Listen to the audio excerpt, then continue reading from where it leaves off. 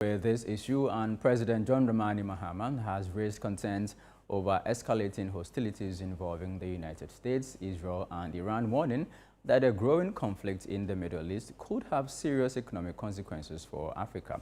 Speaking during a bilateral meeting with Tanzanian President Samia Suluhu Hassan at the State House, President Mahama described the region as the epicenter of global oil supplies and cautioned that African economies must brace for inevitable shocks. He expressed alarm over the intensifying exchanges between the United States, Israel and Iran, as well as reported counterattacks affecting parts of the Gulf. Meanwhile, the National Petroleum Authority has, however, allayed concerns over a possible fuel shortage, assuring consumers that the country has adequate petroleum stocks despite ongoing tensions in the Middle East. Director of Economic Regulation and Planning at the National Petroleum Authority, Abbas Ibrahim Tasunti, says Ghana has over 5 weeks of supply.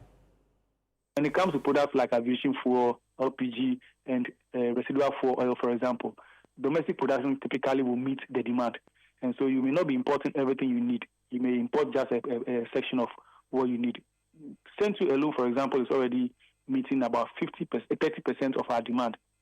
If store completes Eastern and Round maintenance and joins that, that's also going to add to Central, and they will meet just about 50% minimum. And so it means we just be importing about 50%. So whatever exposure we have, whatever risk we have, is minimized. So domestic production is always a good thing and an advantage to the economy. So as a consumer, I'm sure the first thing you always think about is if I go out and I go to the filling station, would I have products? Yes, the assurance is that the products are available. We have products at Anchorage right now. We have 4 cargoes of products at Anchorage, 2 diesel, 2 petrol at Anchorage, waiting to discharge in Tema.